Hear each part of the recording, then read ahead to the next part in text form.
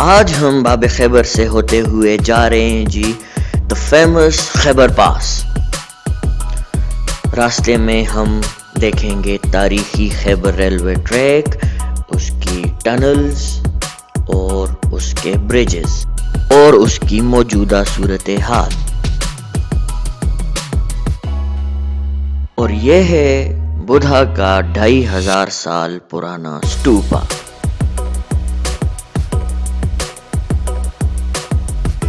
کوتل کی food street جس میں مزے کے کھانے، سامنے ہے تورخم بارڈر اور اس کے پار افغانستان۔ کیا ہوا؟ ٹھیک ہے؟ السلام علیکم۔ ہاں نہیں آ رہی، کیا ہوا؟ تصویر ٹھیک نہیں۔ السلام علیکم جی، میں ہوں ڈاکٹر سہیل اور میں ہوں آج پشاور میں۔ آج میں آپ کو لے کے جاؤں گا خیبر پاس، اور ضلع خیبر کے علاقے خیبر پاس سے ہم آج گزریں گے۔ اس کی تاریخی حیثیت اور اس کے سفر کے لیے ہم آپ کو مختلف انفارمیشن دیں گے، اور میرے ساتھ میرے دوست ہوں گے توحید الرحمان۔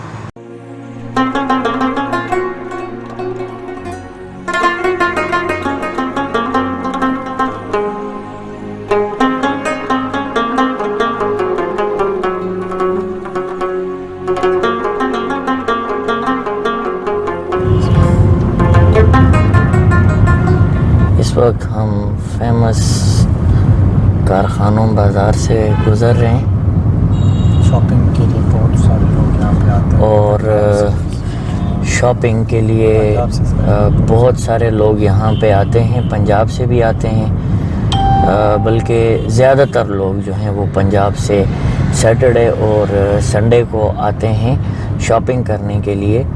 بیسیکلی یہاں پہ آپ کو برانڈڈ چیزیں کافی ارزاں مل جاتی ہیں، اور برانڈڈ چیزیں چونکہ یہاں سے افغانستان بارڈر کافی قریب ہے اور افغانستان میں امریکن بیسز ہیں، تو امریکن سٹاف سارا جو ہے وہ افغانستان جا رہا ہوتا ہے، جو کہ سم ہاؤ اس کا ایک بڑا پورشن یہاں پہ بھی رک جاتا ہے اور یہاں پر پاکستان کی مارکیٹ میں سیل ہونے کے لیے اویلیبل ہوتا ہے۔ So this is very important shopping point in Peshawar. کارخانوں بازار سے تقریباً 10 منٹ کی ڈرائیو کے بعد ہم پہنچ آئے ہیں جمرود بازار۔ اس بازار کا نام ہے الیاڑے بازار۔ عام زبان میں، یہاں کی پشتو زبان میں مقامی لوگ اس کو الیاڑے بازار کہتے ہیں، جس کا مطلب ہے کھڑا بازار۔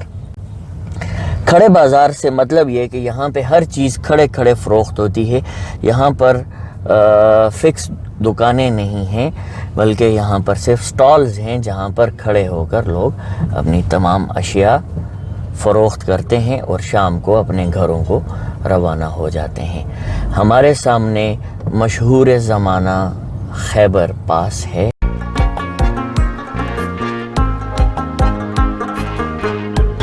تو ہمارے سامنے ہے جی مشہور زمانہ باب خیبر، اور اس کو وسط ایشیا یعنی سینٹرل ایشیا سے ہندوستان میں انٹری کا ایک راستہ مانا جاتا ہے، اور دنیا کے مشہور ترین اور سب سے زیادہ اہم اسٹریٹجک راستوں میں سے ایک اہم یہ راستہ ہے، اور ایک علامتی گیٹ یہاں پہ بنایا گیا ہے۔ سو جو ہمارے دوست یہاں پہ جنہوں نے ایکچول میں اس کو دیکھا نہیں ہے، ان کے لیے یہ یہاں پہ ہم پریزنٹ کر رہے ہیں آپ کو کہ آپ اس کو دیکھ لیں۔ ایک فیکٹ جو میں بتانا چاہتا ہوں، it is not that big جیسا کہ یہ نظر آتا ہے پکچرز میں۔ یہاں پہ آپ دیکھ سکتے ہیں ایک سنگل روڈ پہ بنا ہوا ہے۔ سو فرسٹ ٹائم جس وقت آپ بہت زیادہ ایکسپیکٹیشنز لے کے آتے ہیں تو تھوڑے سے آپ ڈسپوائنٹ ہو جاتے ہیں کہ یار ہم تو سوچ رہے تھے بہت بڑا ہوگا، اس کے اوپر بڑی فل سائز کیننز ہوں گی۔ تو بیسیکلی یہ کیننز بھی اتنی بڑی نہیں ہیں، کیننز بھی یہ چھوٹی ہیں، but it is never the less fascinating. اور یہ علاقہ، یہاں سے ہم فارملی خیبر ایجنسی کے اندر داخل ہو گئے ہیں۔ ویسے تو کچھ اندازوں کے مطابق درہ خیبر کی تاریخ 6000 سال پرانی ہے، لیکن ریکارڈڈ ہسٹری میں تقریباً 2500 سال پہلے سکندر اعظم اسی راستے سے، الیگزینڈر دی گریٹ اسی راستے سے خیبر پاس کے تھرو ہوتا ہوا آیا اور پشاور پہ قبضہ کیا، اور پھر اس کے بعد آگے ہندوستان میں کی طرف موو کر گیا۔ اس کے بعد اگر دیکھیں تو مختلف ادوار میں جیسے پارتھینز، ہونز وغیرہ نے بھی 2 سے 2500 سال پہلے اس علاقے پہ حملہ کیا اور اسی راستے سے آئے۔ سو بیسیکلی یہ سینٹرل ایشین اور ہندوستانی تہذیب کا ایک سنگم ہے، ایک ملاپ ہے۔ پھر اس کے بعد جس وقت اسلام کا ظہور ہوا تو مسلمان فاتحین محمود غزنوی، شہاب الدین غوری وغیرہ بھی اسی علاقے سے آئے، اور مغلز بھی اسی راستے سے ہوتے ہوئے ہندوستان آئے اور یہاں پر اپنی عملداری قائم کی۔ انگریز اس علاقے پر قبضہ نہیں کر سکے اور خونی بیٹلز کے بعد اس علاقے کے لوگوں کے ساتھ ایگریمنٹ کرنے پر مجبور ہو گئے۔ 1947 میں جب پاکستان بنا تو یہ علاقہ پاکستان میں شامل ہو گیا۔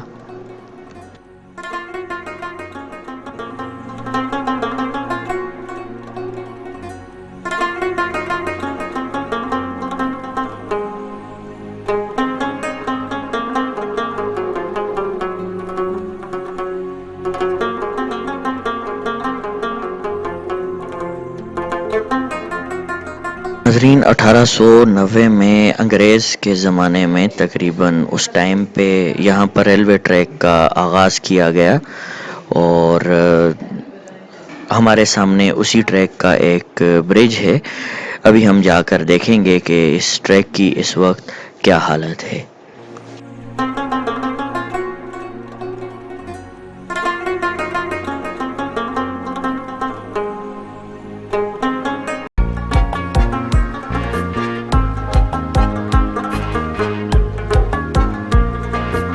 انجینئرنگ کے اس شاہکار ٹریک پر کسی زمانے میں ٹرینز چلا کرتی ہوں گی، لیکن آپ آج دیکھ سکتے ہیں یہ شکست و ریخت کا شکار ہے اور ختم ہو چکا ہے۔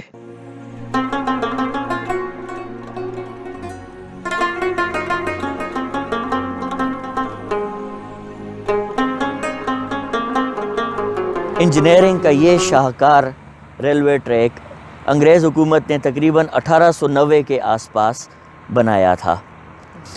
انفارچونیٹلی جیسے پاکستان میں ہوتا ہے، اس انجینئرنگ کے شاہکار کو ہم نے تباہ و برباد کر دیا ہے۔ آپ دیکھ سکتے ہیں کہ یہ ٹریک ابھی تک ان جگہوں پہ بالکل سلامت ہے، اور یہاں پر کسی نے ایک نٹ ایک بولٹ بھی ہٹانے کی کوشش نہیں کی ہے۔ یہاں سے آپ اندازہ لگا سکتے ہیں کہ یہ علاقہ ایتھیکلی کتنا اچھا ہے، کتنا سٹرونگ علاقہ ہے، کیونکہ آپ شہروں کے اندر دیکھیں تو سیوریج کے اوپر جو لیڈز ہوتی ہیں وہ بھی غائب ہو جاتی ہیں ایون، اور یہاں پہ ان دیکھے کسی نے کوئی اس کو مینیج نہیں کر رہا ہے، اس کے باوجود یہاں سے ایک نٹ ایک بولٹ بھی غائب نہیں ہے، آئرن ٹریک کا ایک پیس بھی یہاں سے غائب نہیں ہے۔ لیکن ہماری گورنمنٹ کی یہ نااہلی ہے کہ کم و بیش پچھلے 15 سال سے یہ ٹریک بند ہے۔ توحید صاحب میرے ساتھ ہیں۔ توحید بھائی، میں ان سے پوچھنا چاہتا ہوں، توحید بھائی، آخری دفعہ آپ نے اس ٹریک کے اوپر ٹرین کو کب فنکشنل دیکھا تھا؟ جی بالکل، یہاں پہ جو سٹیم انجن کی ٹرین تھی، جو کہ اپنی نوعیت کی ایک یونیک ٹرین اس لیے بھی تھی کہ میرے خیال میں دنیا میں سب سے پرانی جو آپریشنل سٹیم انجن ٹرین تھی وہ یہاں پہ چلتی ہے، انفیکٹ چلتی تھی، چونکہ ابھی جو حالات خراب ہوئے اس وجہ سے وہ آپریشن اس کا بند کر دیا۔ مشرف کے ٹائم پہ آخری دفعہ یہ انجن یہاں پہ چلا تھا، اور اس کے بعد شاید پھر وہ پاسبل نہ ہو، کیونکہ اب یہ جو ٹریک ہے اس کی جو حالت ہے اس طرح کی نہیں ہے کہ یہاں پہ اب ٹرین یہاں پہ لے کے آیا جا سکے۔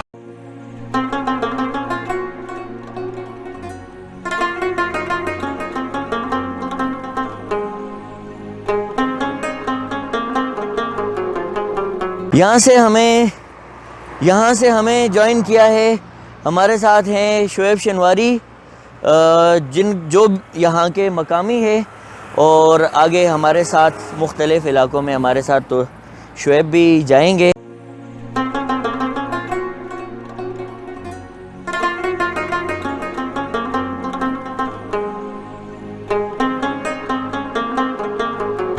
یہ شاگئی کا علاقہ ہے اور یہاں سے خیبر ایجنسی کا، یہاں پہ لوگوں کا ماننا ہے کہ یہاں سے خیبر ایجنسی کا بہترین اور سب سے زیادہ خوبصورت ویو نظر آتا ہے.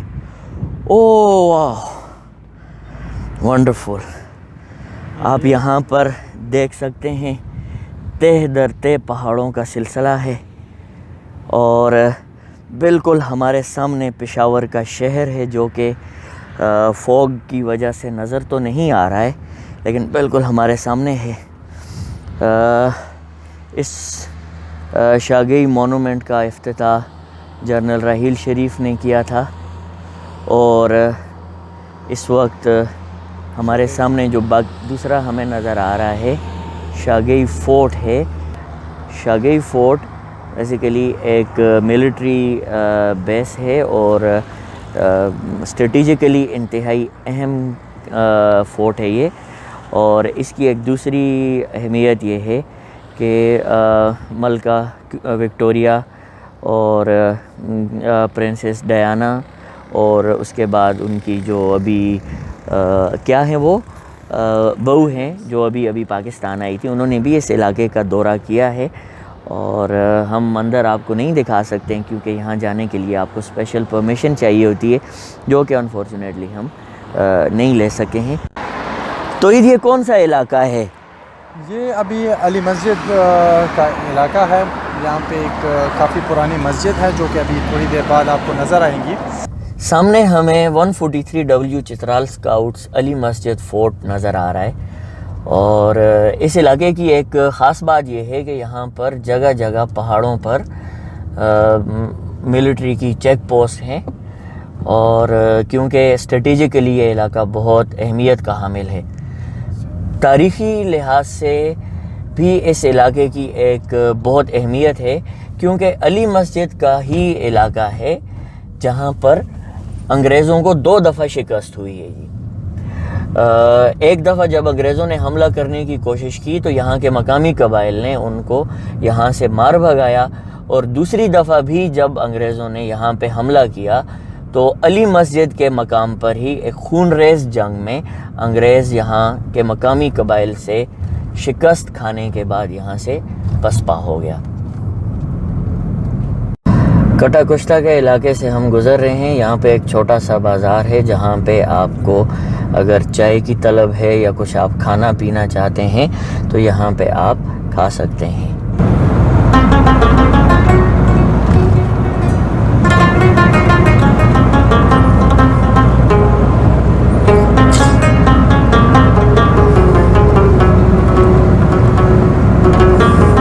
ان سنگلاخ پہاڑوں کے بارے میں کسی شاعر نے کہا ہے، یہاں نہ گھاس اگتی ہے، یہاں نہ پھول کھلتے ہیں، مگر اس سرزمین سے آسماں بھی جھک کے ملتے ہیں. آگے ہماری منزل ہے لنڈی کوتل کا شہر جو کہ ایک انتہائی اہم تجارتی مرکز ہے پاکستان اور افغانستان کے درمیان. اور آپ دیکھ رہے ہیں ٹرکس کے یہ کانوائے جو افغانستان اور پاکستان کے درمیان تجارت کی وجہ سے آ جا رہے ہیں. کافی بزی راستہ ہے یہ اور بڑی اچھی سڑک ہے ماشاءاللہ. FWO نے بنائی ہے اور کافی محنت سے بنائی ہے اور ان سنگلاخ پہاڑوں کے درمیان اس اچھی سڑک پہ ڈرائیونگ کا بھی ایک الگ ہی مزہ ہے. لنڈی کوتل کے قریب زڑے چیک پوسٹ کے پاس یہ ہم ایک تاریخی مقام نظر آ رہا ہے جس پہ ہم آئے ہیں.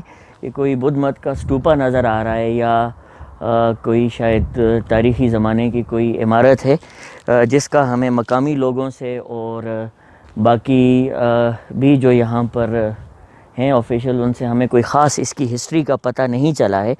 بہرحال جیسے کہ تاریخ میں ہے کہ بدھا اسی علاقے سے گزر کر افغانستان اور سینٹرل ایشیا گیا اور وہاں پہ اس نے بدھ مت کو فروغ دیا تھا. تو بیسیکلی ہم یہاں پہ ہمیں مختلف متضاد رائے مل رہی ہیں. کچھ لوگ کہہ رہے ہیں کہ یہ تقریباً 400 سے 500 سال پرانی جگہ ہے، اور کچھ لوگ کہہ رہے ہیں کہ شاید 2-2.5 ہزار سال یا اس سے بھی پرانی جگہ ہے۔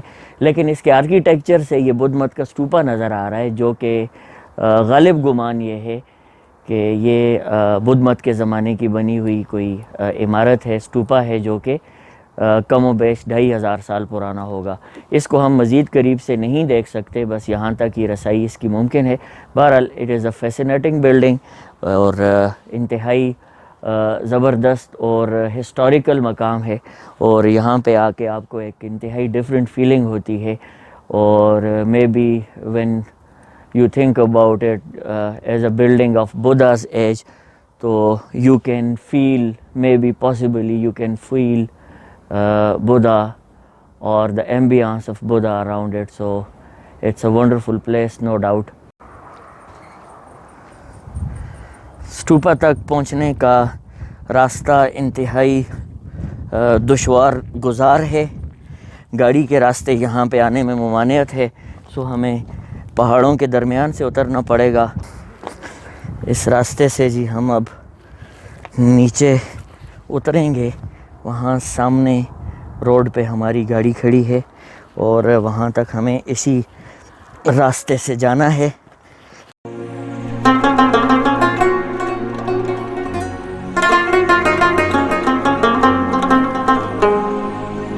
ہم اپنی گاڑی میں واپس پہنچ آئے ہیں، اور ہمارا آگے کا سفر انشاءاللہ لنڈی کوتل کی جانب ہے۔ انتہائی زبردست تاریخی مقام تھا، لیکن یہاں پر قابل غور اور قابل فکر بات یہ ہے کہ اتنا اہم مقام ہوتے ہوئے اس کے بارے میں کسی کو کوئی انفارمیشن نہیں ہے، یہ کیا ہے اور ہسٹوریکلی اس کی کیا اہمیت ہے اور حیثیت ہے، جبکہ یہ ہمارا ایک سرمایہ ہے جس کو شاید ریلیجس ٹورزم کے لیے استعمال کیا جا سکتا ہے۔ ایوب خان افریدی مرحوم، ہماری بائیں جانب ان کا گھر ہے، اور کہا جاتا ہے کہ ایک زمانے میں یہ ایشیا کا سب سے بڑا گھر تھا۔ یہاں سے یہ شروع ہوتا ہے، اور کافی لمبے راستے سڑک کے ساتھ ساتھ چلتا ہے، اور صرف یہی نہیں، یہاں سے تقریباً میں بھی 1 کلومیٹر پیچھے دور ایک پہاڑ ہے، وہاں تک اس کی باؤنڈری پھیلی ہوئی ہے، اور پہاڑ کا علاقہ بھی اسی میں آتا ہے۔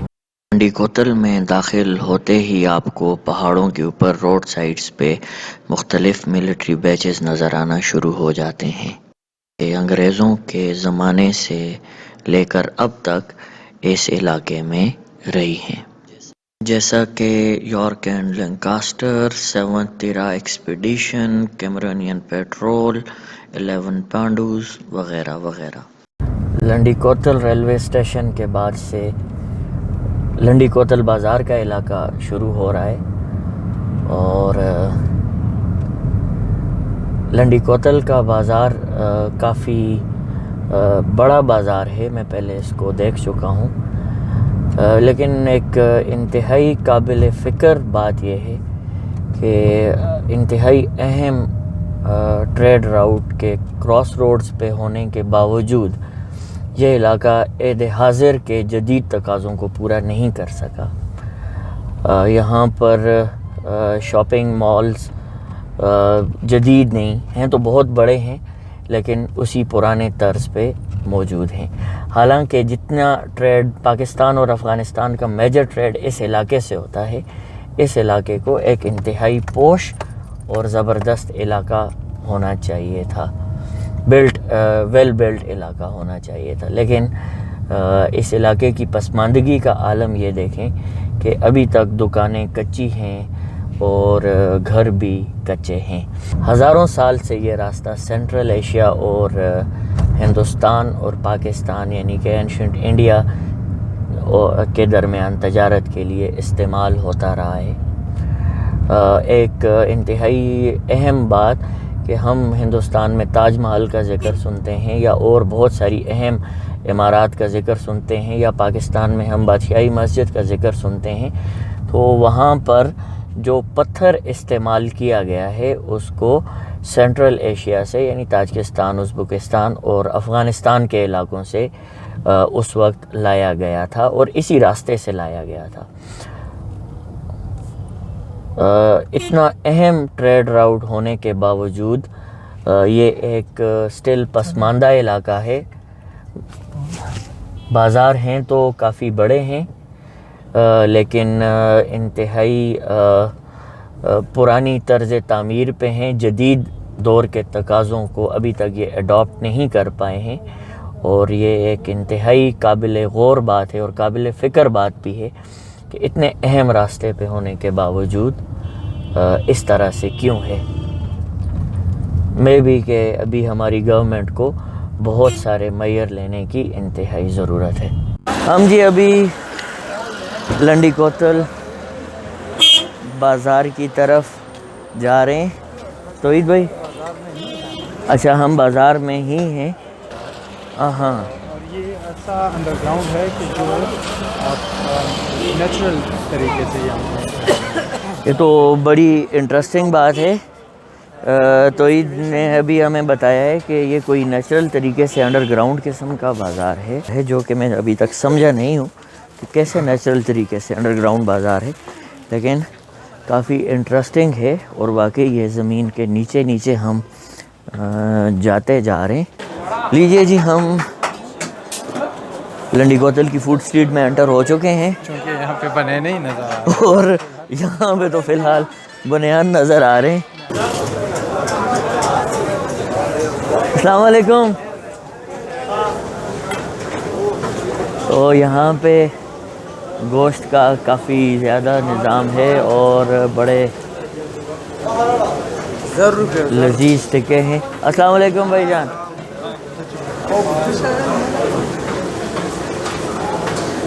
دوسری طرف بھی یہی ہے۔ بیسیکلی چپل کباب یہاں کا کافی فیمس ہے اس جگہ کا، تو چلیں ان کی بھی ویڈیو۔ السلام علیکم بھائی جان۔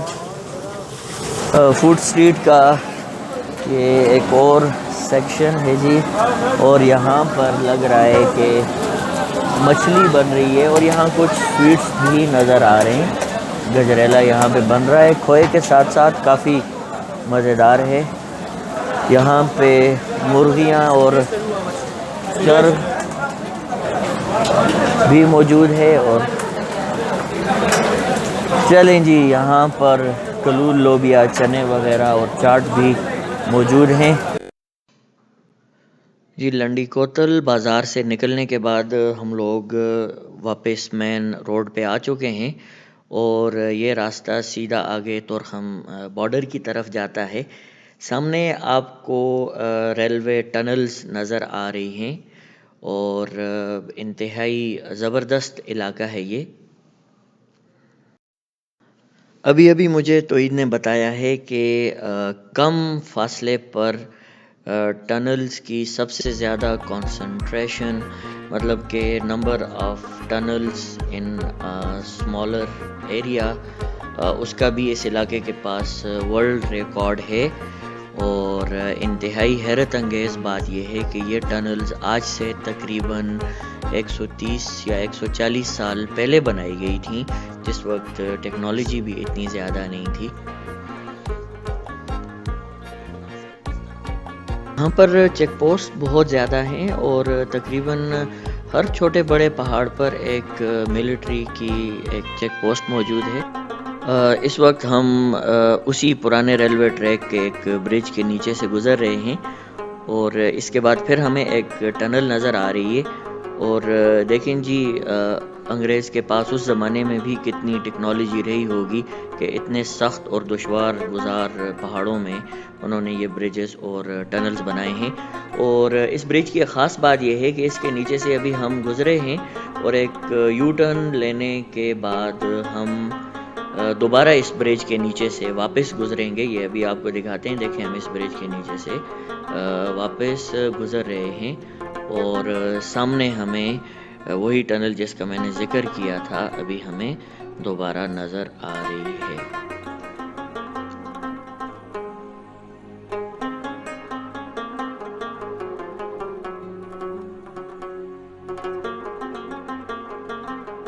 اس وقت ہم میچینی چیک پوسٹ پہ ہیں جو کہ لنڈی کوتل سے تقریباً 10 منٹ کی ڈرائیو پر ہے۔ یہاں پر ٹورسٹ کے لیے ایک ویو پوائنٹ بنایا گیا ہے جو کہ انتہائی خوبصورت ہے اور انتہائی زبردست ویو ہے یہاں پر، اور یہاں سے ہمیں پاکستانی چیک پوسٹ بارڈرز پہ نظر آ رہی ہیں۔